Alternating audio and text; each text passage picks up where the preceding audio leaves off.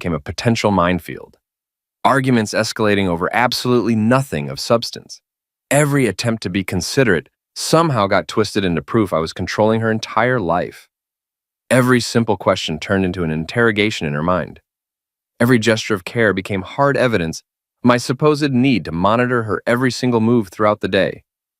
But somehow, I genuinely didn't see the end coming at all. Not that Tuesday evening. Definitely not like that. The fight kicked off around 7:30 in the evening. I'd grabbed my phone and opened her calendar app to check if she had any plans that night. There was this Italian place near the downtown area she'd mentioned liking a few weeks back, and I wanted to book us a table there. Simple dinner plans, right? Just trying to plan something nice for us. Not according to her interpretation. Melissa walked into the living room and spotted my phone sitting on the coffee table with her calendar pulled up on the screen, and everything just exploded in an instant. What followed wasn't even close to a real discussion. It was a complete explosion. I was controlling her. I didn't trust her at all. I needed to know her every single movement. When I tried explaining about the dinner reservation I wanted to make, she cut me off completely mid-sentence. I can't do this anymore. I need you to back off completely. That's when I noticed the overnight bag sitting by the front door, already packed and ready to go. Laptop unplugged, charging cord wrapped in that precise, neat way she always did it. Car keys clutched tightly in her hand. She wasn't even yelling anymore by that point, just eerily calm in a way that was somehow much worse than the screaming. Back off from what exactly? What did I do? I asked her directly. She wouldn't engage with me at all, wouldn't explain anything, just kept repeating mechanically that she needed space. Real space, she emphasized very clearly. She was going to stay with her sister Whitney for a while, and would reach out when she was ready, strictly on her terms only. Don't call me, don't text me, just don't. The door closed at exactly 7:53 p.m. I know the precise time because I looked at my watch right after, standing there like a complete idiot, half expecting her to come back through that door and say she'd overreacted, that we could talk this through like reasonable adults. She didn't come back at all. The apartment felt too big suddenly. Not physically larger in size, but emptier in a way I'd never experienced before in my entire life. My footsteps echoed loudly on the hardwood floors as I walked slowly to the kitchen. Her coffee mug from that morning was still sitting in the sink, lipstick stains clearly visible on the white ceramic rim. I could hear the neighbor's TV through the wall for the first time, some game show with canned laughter, something I'd never actually noticed before because there was always conversation filling our space constantly.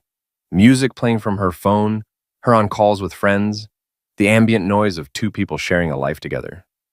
Now there was just heavy silence and the muffled sound of that game show next door. I ended up sleeping on the couch that night. The bedroom felt completely wrong somehow, too intimate. Too much a space we'd shared together for years.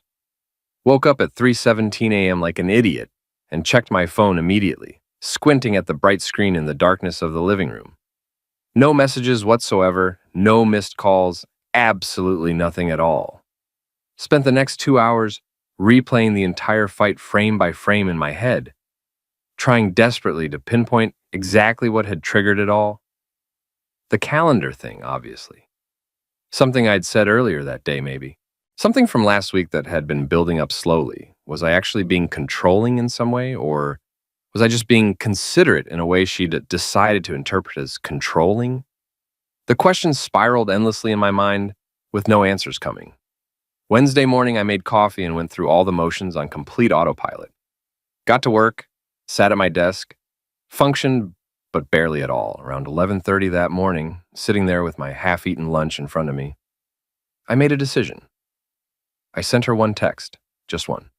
Hey, I just want to make sure you're okay. Can we talk about what happened? I watched my phone for 10 solid minutes straight afterward.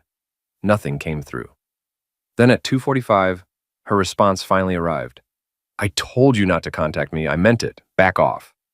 My stomach absolutely dropped reading those words. I typed back very carefully, and I understand. I'm sorry. 5 minutes later, another text from her came through on my screen. You never listen to me. This is exactly the problem. Just stop. I set the phone down on my desk and stared at it for a long while.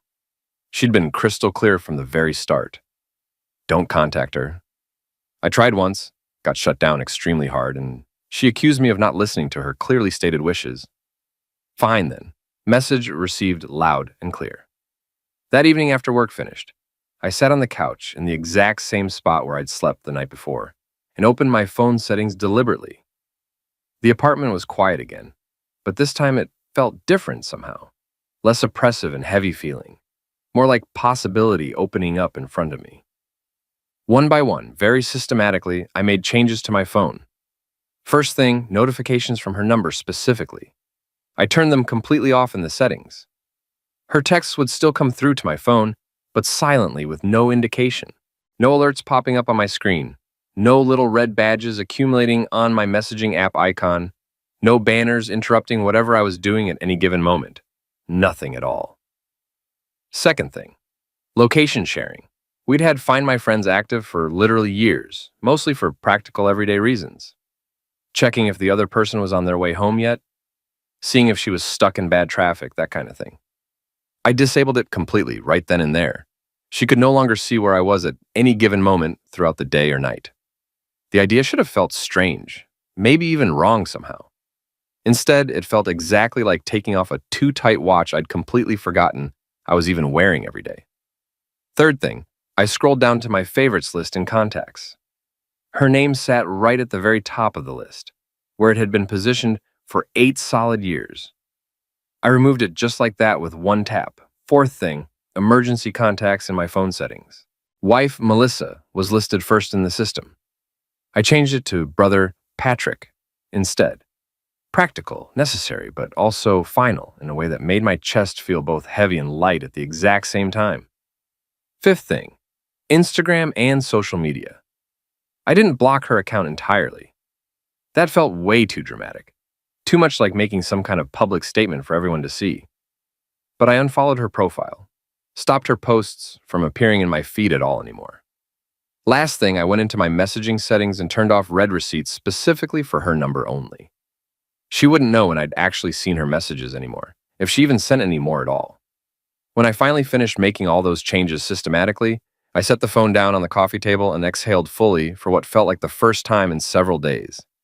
My shoulders, which I hadn't even realized were tensed up near my ears, dropped down and relaxed completely.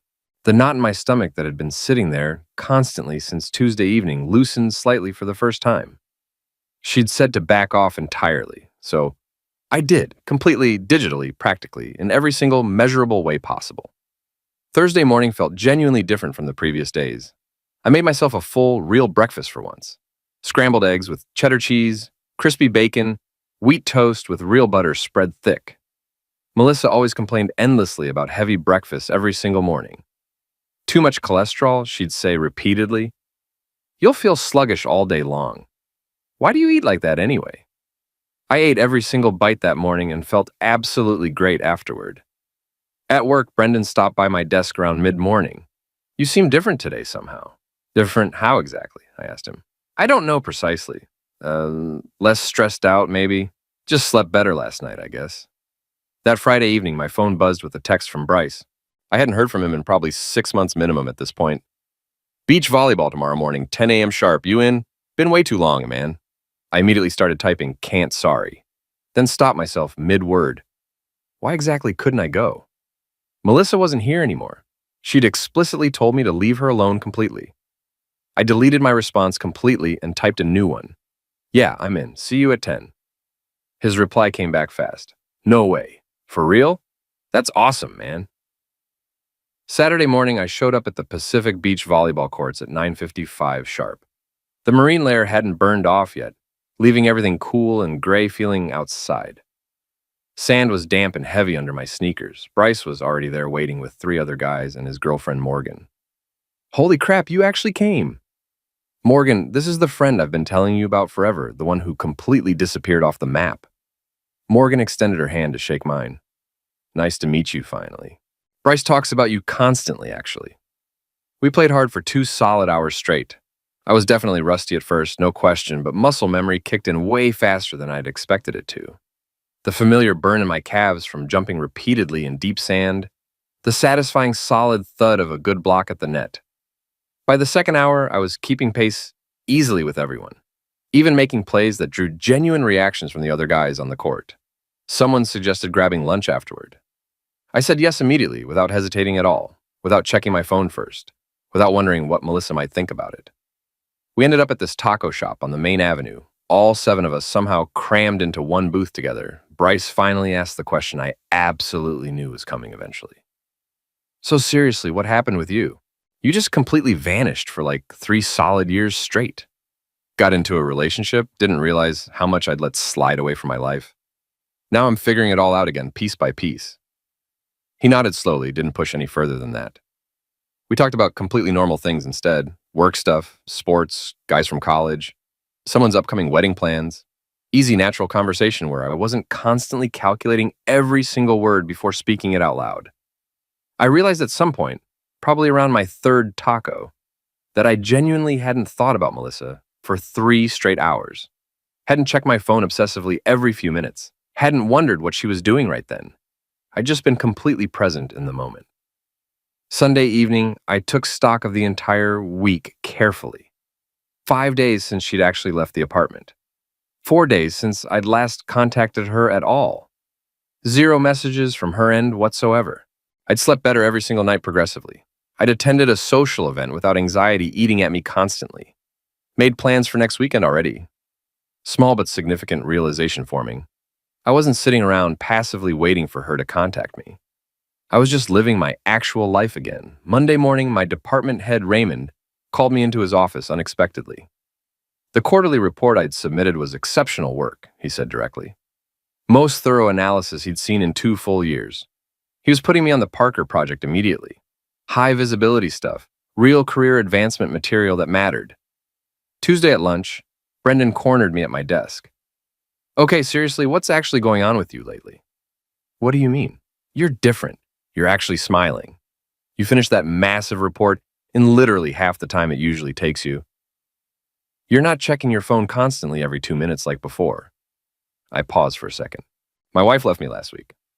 His face immediately shifted to concern. Oh man, I'm really sorry to hear that. Don't be sorry at all. I'm realizing I'm genuinely better off without the constant tension. Brendan studied me carefully for a moment. You know what? I actually believe you mean that. Thursday evening, I did something I genuinely hadn't done in 3 full years. I drove over to Mission Cliffs, the rock climbing gym across town. Melissa absolutely hated climbing with a passion. Too dangerous, she always said firmly. Complete waste of time and energy. You always come home totally exhausted and useless for anything else afterward. Quinn was teaching a beginner class when I walked in through the doors. She spotted me immediately from across the gym floor. No way. Is that actually you? Hey, Quinn? Dude, where have you even been? You just completely disappeared off the face of the earth. Long story. I'm back now, though. Your membership's still active in the system somehow. Just renewed it online this morning, actually. She grinned wide at me. Welcome back for real. Let's see if you remember anything at all. I climbed for a full 90 minutes straight without stopping. Every single muscle burned intensely. It felt absolutely incredible, like coming home after years away. Friday evening, my phone rang with an unknown number displayed. Hello? Hi, it's Whitney, Melissa's sister.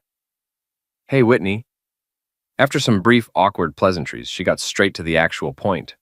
Melissa was really struggling emotionally right now. Had I reached out to her at all? She told me not to contact her. I'm respecting that specific request. Long pause on her end of the line. But don't you think you should check in anyway, show her you still care? She was extremely clear about what she wanted from me. I'm giving her exactly that. That seems really cold. It's respectful. She made a specific request. I'm honoring it fully. Whitney sounded genuinely confused by my response, and this conversation clearly wasn't going how she'd expected at all. She said she'd tell Melissa I'd asked about her. I didn't ask about her, but you can tell her whatever you want to. The call ended pretty awkwardly after that exchange. By week 3, my entire calendar had filled up completely. Bryce texted about volleyball every single Saturday morning. Quinn invited me climbing Friday nights, always followed by beers at the brewery. Kent, this younger guy I'd met at the gym, asked about hiking the local trails. I said yes to absolutely everything offered. I started doing sunrise photography again at Sunset Cliffs. Hadn't done that in literal years because Melissa always said, "Why do you need to wake up so ridiculously early? Just take pictures later in the day when it's convenient. You're wasting sleep." I posted one shot to Instagram, Got 47 likes within an hour and 3 separate comments asking where I'd been all this time. Thursday of week 3, Jordan called. Melissa's absolute best friend since college. We need to talk about what you're doing to Melissa right now. What am I doing exactly? You're ghosting her completely. She's devastated. She told me to back off and not contact her. I did exactly that. She didn't mean it literally, though. How else should I interpret, don't call me, don't text me, just don't then? She wanted you to show you care by trying anyway. That's manipulation, Jordan. If she wants to talk to me, she knows exactly where to find me. Jordan hung up on me right then without another word. Week 4, I'd settled completely into a steady rhythm. Woke up at 6 every single morning consistently. Made a full breakfast without any criticism whatsoever. Got to work early. Focused, productive work with 0 phone distractions whatsoever. Lunch with Brendan. Talking through the Parker project details and timelines. Evenings split evenly between the climbing gym, volleyball games, and photography sessions. Home by 9, in bed by 10:30 sharp every night. Sleeping solid 7.5 hours every single night. Wednesday afternoon, Raymond called me into his office again, unexpectedly. The Parker project preliminary results were genuinely impressive, he said. He was actively recommending me for the senior scientist position. Significant raise, way more autonomy, actual leadership role with real responsibility. Whatever's changed in the last month with you, it's clearly working really well. Keep it up. Thursday evening, Whitney texted me directly. Melissa is really hurt that you haven't reached out even once. Can you please just call her? I responded simply and clearly. She told me not to. I'm following her specific instructions. You're being incredibly stubborn about this. I'm being consistent with what she asked for. Friday. Melissa's mom left me a voicemail on my phone. We'd always gotten along well over the years. She said Melissa desperately needed to hear from me, that there'd been some kind of miscommunication between us, that Melissa had made a mistake and was just too proud to admit it now. Please, just think about it carefully. I didn't call back at all. Monday morning of week 5 changed absolutely everything. I had a major meeting scheduled. Quarterly review with Raymond and the entire executive team. 7:30 a.m. start time sharp. This was the genuinely big one, presenting the Parker project preliminary findings to people who could either greenlight the full expansion or shut it down completely cold. My phone went straight into my bag on silent mode before I even left the apartment that morning. Notifications from Melissa's number had been turned off for 4 solid weeks anyway, so it's not like I would have seen anything even if I'd kept the phone on my desk during work. But in meetings like this one, you don't keep your phone out, period. You're professional, you're focused, you're completely present. The meeting ran seriously long, really, really long. We went incredibly deep into all the data, discussed expansion possibilities extensively, examined detailed timeline projections, debated resource allocation thoroughly. Questions came rapidly from every possible direction. The CFO wanted comprehensive cost-benefit analyses with supporting documentation. The VP of Operations wanted detailed feasibility assessments.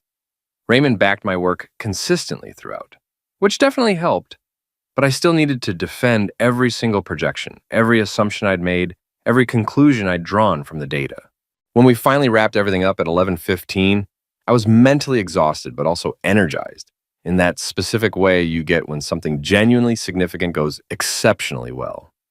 Several executives had nodded approvingly throughout the presentation. The CFO said directly she was impressed with the work. Raymond caught my eye as everyone filed out of the conference room and gave me a subtle thumbs-up signal. Back at my desk finally, I sank down into my chair and pulled out my phone to check if Brendan had texted about lunch plans. The notification on my lock screen read 91 messages. I sat there just staring at those 2 numbers for several long seconds, not quite processing it properly. 91. That absolutely couldn't be right at all. I opened my phone and started scrolling through them all rapidly, watching timestamps fly past. All from Melissa. Every single one, starting at 8:42 a.m. Hey, are you there? Hello? Can we talk? Please respond to me. I need to talk to you right now. 9:35 a.m. Why aren't you answering me? This is really important. Are you seriously ignoring me right now? I can't believe this. Answer your phone. Where are you? 10:22 a.m. This is completely ridiculous.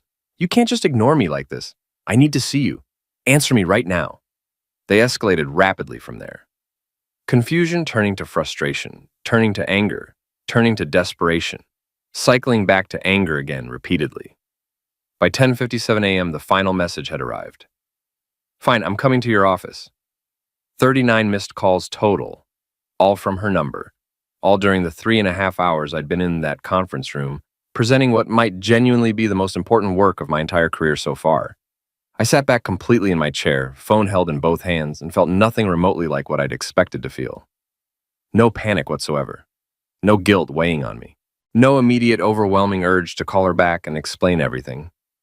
Just this strange, detached observation forming clearly.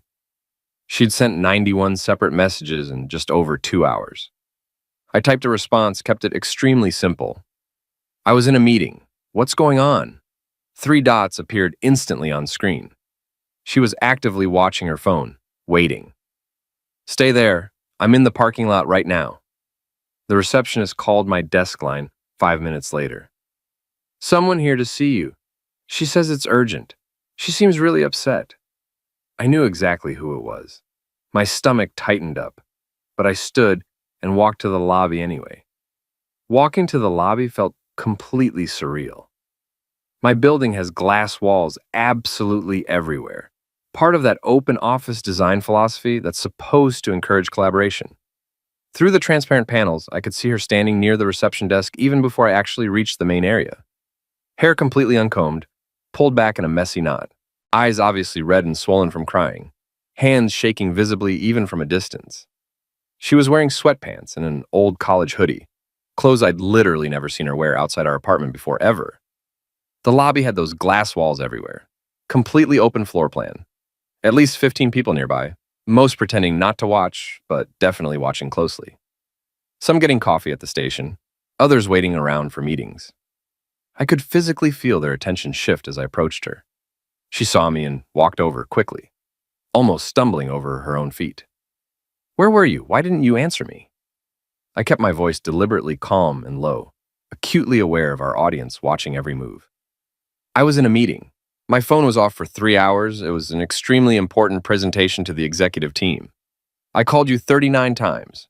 I didn't see them. I was working. She was crying now, not quietly, not making any attempt whatsoever to control her volume. Several colleagues had stopped moving entirely, frozen in place. Why didn't you reach out to me? It's been 4 entire weeks. You told me not to contact you. I respected your request. I didn't actually think you'd do it. Around us, the workplace had gone nearly completely silent. Brendan stood frozen near the coffee station, mug halfway to his mouth. 2 women from accounting stared openly. Raymond walked by carrying a folder, slowed down noticeably, made direct eye contact with me. His expression clearly asked if I needed help with the situation.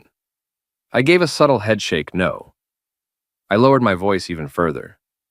You said, and I quote exactly, "Don't call me, don't text me, just don't." I took you at your word. You were supposed to fight for us. The words literally echoed off the glass walls around us.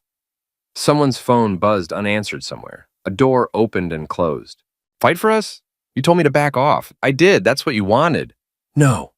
Her voice cracked hard. I wanted you to show you cared about me.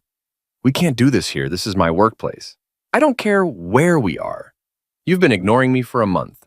I haven't been ignoring you. I've been giving you exactly what you asked for.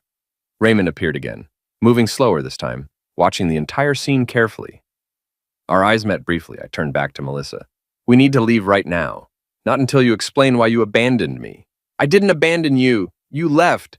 You told me not to contact you. Those were your exact words. She sobbed openly and loudly. Everyone in the entire lobby stared now. Let's go outside, please. She finally nodded agreement. Out in the parking lot, away from the glass walls and all those watching eyes, she kept crying hard. I can't believe you just disappeared completely from my life. You told me to. I didn't mean forever. You said you'd contact me on your terms. I was waiting for you to do that. For 4 weeks, you couldn't check in even once? You were very clear. You said if I contacted you, it proved I wasn't listening. So I listened. She stared at me. You've changed completely. You're cold now. You don't care about me anymore at all. I took a deliberate breath. I care enough to respect your actual words. If that's cold, I don't know what else you want from me. I want you to want to be with me. Then why did you leave? Why did you tell me to back off? Because you were suffocating me completely. Always asking where I was, what I was doing every minute. I checked your calendar to make dinner reservations. That's not suffocating, that's planning a date. You don't understand at all. You're absolutely right, I don't understand.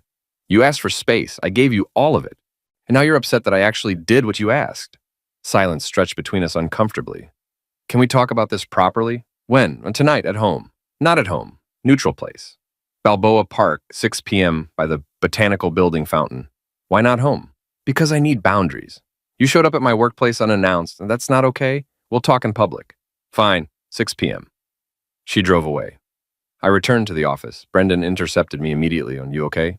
"Yeah, that was intense." "It was. You handled it well, stayed calm throughout. Thanks." At my desk, I realized my hands were shaking slightly, but I also realized something else simultaneously. I wasn't backing down from this position. I arrived at Balboa Park at 5:55 p.m. The sun hung low over the buildings, casting everything in that golden hour light. Tourists wandered around with cameras. A street musician played guitar somewhere nearby. The Botanical Building stood elegant against the early evening sky, its wooden structure filtering light in geometric patterns. She was already sitting on a bench near the entrance, hands folded neatly in her lap. I could see she'd cleaned herself up since this morning. Hair brushed properly, makeup reapplied, wearing actual clothes instead of the sweatpants. She'd been crying again, though. You could tell from the puffiness around her eyes. I sat down beside her on the bench, deliberately leaving about a foot of space between us. Close enough to talk, far enough to maintain the boundary I'd established by insisting on this public meeting instead of our apartment. "Thank you for coming. You said we needed to talk. I've had a lot of time to think over these 4 weeks." She took a breath. "I made a mistake. I shouldn't have left like that. I shouldn't have told you not to contact me." I waited, said nothing, let her continue talking. "I was scared. You were always so present, always there, always asking about my day, my plans, my schedule constantly. I felt like I couldn't breathe, like I had no space that was just mine." She twisted her hands together nervously. "But then when you actually gave me space, when you really backed off completely, I realized I didn't want it after all. I wanted you to be there. So you tested me." She hesitated, seemed to wrestle with the admission. "Maybe I did, I don't know, maybe subconsciously. You wanted to see if I'd chase you, if I'd ignore what you said and contact you anyway. I wanted to know you cared enough to fight for us. And when I didn't chase you, when I took your words at face value, you decided I didn't care. You really didn't contact me for 4 whole weeks? You told me not to, explicitly, in very clear terms. But you could have anyway." "No." I said it firmly enough that an older couple walking past glanced over at us. I softened my tone but kept the firmness intact. "I couldn't. You set a boundary, a very specific boundary. I respected it. That's how healthy communication works. You say what you mean, I listen. I take you seriously. I don't play games trying to decode what you secretly wanted me to do instead of what you actually said." More tears came streaming down. "I just wanted you to fight for us." Fighting for us means respecting you enough to take your words seriously, not dismissing them as games or tests, not assuming you say things you don't mean. The silence stretched longer. The sun had dipped lower, shadows lengthening across the lawn, temperature dropping noticeably. The street musicians switched to a different song. So what now? I'd thought about this extensively over the weeks. The last 4 weeks I've been doing things I completely stopped when we got together. Seeing friends I'd lost touch with, climbing 3 times a week, photography at sunrise, beach volleyball every Saturday morning. Normal activities that somehow became impossible when we were together. And I've been happier, sleeping through the night for the first time in months, working better than I have in years. I got recommended for senior scientist. People at work noticed the change. My friends noticed. Everyone noticed. So you're happier without me? I'm happier without the constant tension, without feeling like I'm always doing something wrong, without walking on eggshells constantly, trying to figure out if you mean what you say or if I'm supposed to interpret the opposite. Long silence. Sunset was starting properly now, painting the sky in shades of orange and pink. A couple walked past with a golden retriever that stopped to sniff near our bench. "Do you want to try again?" she asked quietly, almost whispering. I took my time answering properly. Honest answer? I don't know. You left. You told me very specifically not to contact you. You got angry when I took those words seriously and actually listened. That's not a pattern I want to live with. That's not healthy for either of us. I can change. Can you, though, or will you promise to change and then 6 months from now, a year from now, we'll be right back here having this exact conversation with a different version of the same test? That's not fair to say. It's honest. It's the question I need answered before I can even think about trying again. You told me to back off. I did exactly that. You showed up at my office this morning crying and shaking because I took you at your word. That's not a foundation either of us should build anything on. I leaned back on the bench. I think we both need more time. Real time, not manufactured space. Actual time to figure out who we are separately. She stood up abruptly. You're saying you want a divorce? I'm saying I won't chase someone who told me to back off and then punish me for listening. If you want to work on this, we'd need counseling, real counseling. And you'd need to say what you mean. And what about you? I need to figure out if I want to go back to walking on eggshells or if I prefer the life I've been living these past weeks. She walked away without looking back. I sat there for 20 more minutes watching the sunset complete. My phone buzzed. Text from Bryce about a volleyball tournament that weekend. I'll be there, I responded immediately. Over the next 3 days, Melissa sent 14 separate texts. Can we talk again? I'm sorry for everything. Please don't give up on us. I love you. I responded once, I need time to think. Please respect that. She called twice. I didn't answer, sent a text instead. I said I need time. After the third day, she stopped completely. 2 weeks later, Raymond made it official. Senior scientist position was mine starting next month. Brendan organized celebration drinks. 7 of us went to this brewery in La Jolla. I told stories, laughed genuinely, had real fun. Brendan's girlfriend, who'd come along, said to him, not realizing I could hear, he seems really happy. Is he always like this? No, this is new, and it's good. 6 weeks after our park meeting, Quinn commented during a climbing session, you've gotten way better. You're climbing harder routes than you did 3 years ago. I have more time to practice and more focus. You're present when you're here, not distracted. Kent joined us. We're planning a Joshua Tree trip next month. You in? Absolutely. 3 months after Melissa left, she sent divorce papers. I signed them immediately and sent them back. No hesitation, no second guessing whatsoever. She'd made her choice clear. 4 months after the separation, I moved to a new apartment in North Park entirely. Smaller 1-bedroom, but entirely mine. Decorated exactly how I wanted. Climbing photos on the walls. I'd even bought a surfboard. Bryce was teaching me. Work continued going well. The senior position was everything I'd hoped for. I mentored junior staff, led projects, felt genuinely engaged. Life was full. Volleyball every Saturday, climbing twice weekly, monthly hiking trips, sunrise photography sessions. I'd gone on one coffee date with a friend of Morgan's. It was fine, not pushing anything serious. Ran into Whitney at a coffee shop in La Jolla one afternoon. How are you? Good, really good. Melissa said you signed the papers right away. She wanted the divorce. I wasn't going to make it difficult. Do you regret anything? I thought for a moment. No, I regret that it ended the way it did, but I don't regret respecting what she asked for. And I don't regret finding myself again. 9 months after everything started, my volleyball team made the finals at a Pacific Beach tournament. We won. Bryce clapped me on the back hard. When you came back, I didn't think you'd stick with it, but you're all in. I forgot how much I missed this, how much I missed having a life outside of one person. Morgan smiled. That's healthy. Relationships should add to your life, not become your entire life. Later that day, scrolling Instagram, I saw Melissa had posted a photo with someone new. It showed up through a mutual friend's story. She'd been tagged at a restaurant, smiling, looking happy. I felt nothing, no jealousy, no regret. Just a mild good for her and kept scrolling. 18 months after our separation, I was at a coffee shop in North Park on a Sunday morning, reading, editing photos on my laptop. Peaceful routine. Someone sat at the next table. I glanced up. Melissa. Awkward moment of recognition. Hi. Hey, how are you? Good. You? Good. I'm engaged, actually. Congratulations. Thanks. You seeing anyone? Casually, nothing serious, not really looking. Silence. I wanted to say I'm sorry for how everything happened, for the games, for showing up at your office. That was wrong. I appreciate that. You were right about the counseling, about saying what I mean. I'm working on it now with someone new. That's good. I'm glad you're doing that. Are you happy? Yeah, I am, she nodded. You look it. I saw your Instagram. It's still public. The climbing, the photography. You seem lighter. I am. I'm glad. You deserve that. So do you. She stood to leave. It was good to see you. You too. After she left, I returned to editing a photo from yesterday's sunrise shoot at Sunset Cliffs.